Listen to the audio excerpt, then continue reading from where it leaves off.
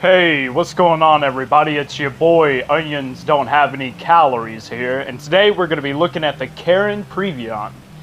And we're going to be customizing it, and I'm going to showcase you what it looks like and all that jazz, so here we go!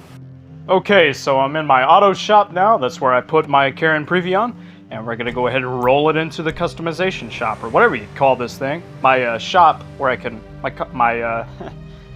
what do you call it, I guess you just call it the shop inside the auto shop. Obviously, the auto shop. Anyway, we're going to start the customization. So, for the bumper, let's see what we got. Alright, that looks good. That one looks good too. I actually don't like the last one. I might go for this one or the second one. But I think I'm going to go for the third one. Yeah, for the build I think I'm going to go for the third one, because I want to actually base a build. I don't normally do this, but I'm going to base a build off of Suki's car from Fast and Furious.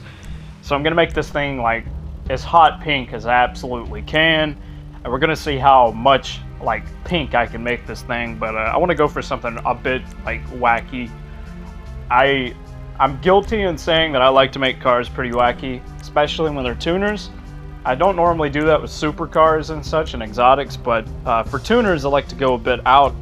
Right now we're going to go ahead and look at the engine, and as you can see there's a lot of customization here. Obviously this is a tuner's DLC vehicle, so you're going to have a lot of customization, like just as much customization as you would with Benny's vehicles, you know, with Benny's upgrades and whatnot. You get just as much customization with the tuner's DLC vehicle as you do with those. I would argue even more customization than you would with Benny's upgrades.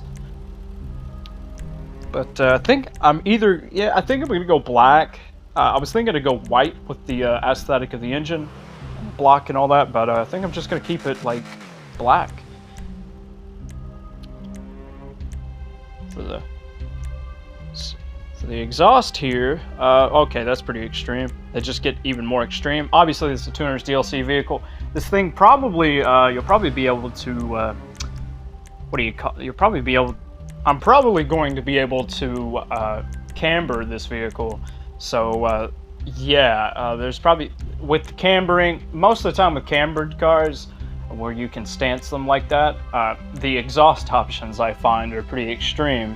I think it's because they're more steering into drift aesthetic, and because, you know, you could easily make, I don't know if this vehicle in particular, this is definitely a circuit vehicle, like this thing will win. I don't know how good this thing is right now because I've never drove. Certainly a vehicle that you could drive in a circuit and do pretty well. I know that at least. I've been up against these things, and yeah, they're pretty tough. They can do some laps pretty well. Their turning ability is absurdly good. I know that for a fact. For the interior, I'm going to try to make this thing as wide as I possibly can, because I'm going to go for the Suki build for hers in Fast and Furious, and the wider I make the interior, the better. That sounds pretty racist. Anyway, there we go. So, I'm also going to showcase the liveries so you guys can see what this thing has to offer. I know you guys, you know, you might consider, that's why I do these videos, because you guys want to get the vehicle and I go ahead and buy it and showcase what it has customization wise. Go ahead and bite the bullet, see what it has customization wise, so before you have to pay, you know, you don't have to have buyer's remorse. You can see what it looks like here, what it has to offer on my video, and then you can buy it if you want it. For splitters, I think I'm gonna go for, let's see here. I actually don't want to keep, I think I'm gonna go carbon. Definitely gonna go carbon. The question is, I do like that one. With the, I don't want coloring on the splitters. The canards, I believe you'd say, yeah. I don't want color on that, so I'm gonna go for this one. Yeah, that looks the best. Alright, so next up we got the spoilers. That is actually a pretty cool spoiler. Huh. I don't know if I've seen one of these before. I mean, I've seen stuff like that, but that one seems pretty unique. Obviously, we got you get these spoilers a lot. That's a big wing right there.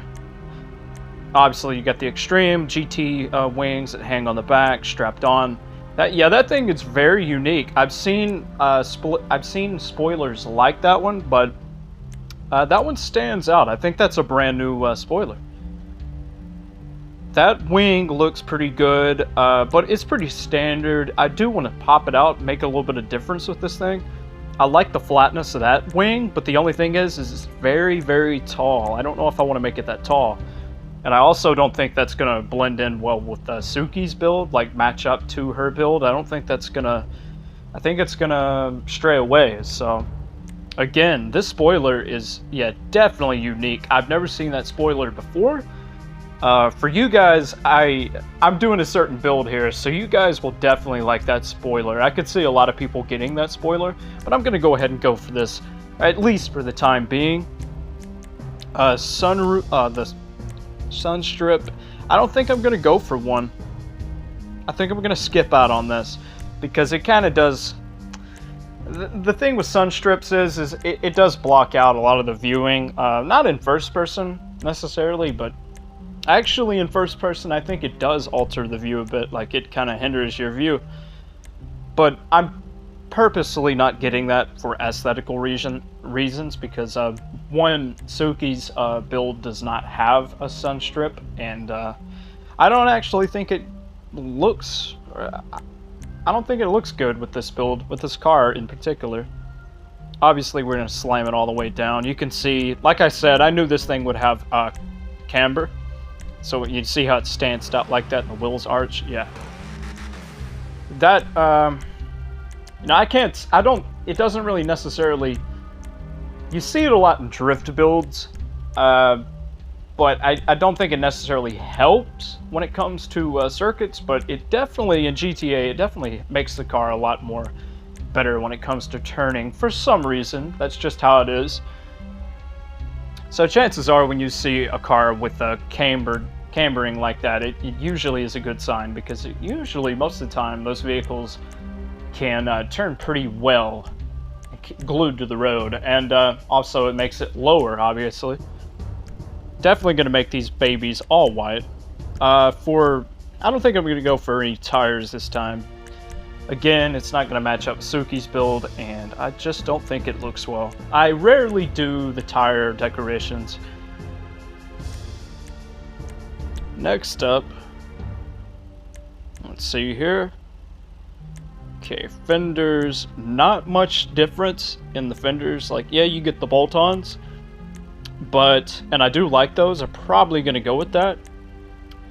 But there's not much difference in that. Like, it doesn't really extend the body that much.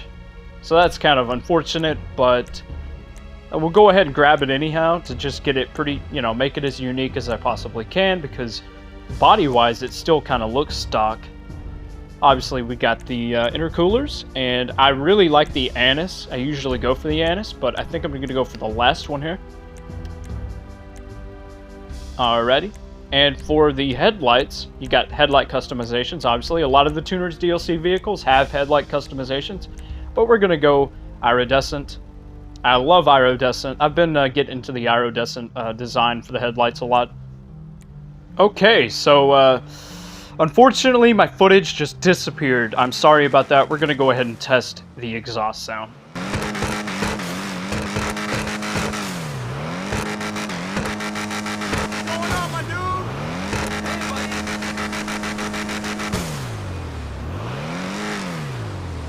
Okay, so the exhaust, the engine sound, and that turbo sounds pretty good.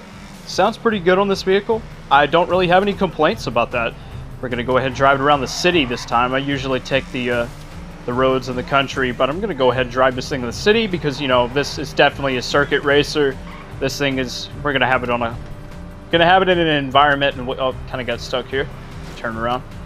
We're going to test it in an environment which it belongs in, so we're going to cruise around the city a bit. I think it has a little bit of understeer. Could just be my initial thought process here, but it's not the best performer out of all the Tuners DLC vehicles, particularly the vehicles that are meant for circuit racing. But the thing is really well control-wise, like handling-wise. It's glued to the ground decently well enough. Very happy with that. It doesn't have the best top speed. Its acceleration is okay. But its handling is where it stands out. This thing is very well when it comes to handling. I don't really have much to complain about. We got a debt. Is that Walter Jr.'s house? Breaking Bad house with pizza on the roof? No, there was no pizza on the roof. But, yeah, this thing handles very well. This is the like, if you love handling and you want to beat somebody in a circuit race, you could do it with this. It's not the fastest car top speed wise or acceleration wise, but it has amazing handling. Not the best. There are definitely Tuners DLC vehicles, particularly circuit racers, that could beat this handling wise, and certainly top speed and acceleration wise, but it's really good. The Karin Previon, I'm going to go ahead and give it a 8 out of 10. 8 out of 10, a solid 8 out of 10. Great customization and absolutely fantastic handling. Thanks for watching the video. If you liked the video, make sure to leave a like, share it with your friends and whatnot. I am starting out. And if you didn't like the video, dislike, do whatever, and I'll see you in the next one. See you guys.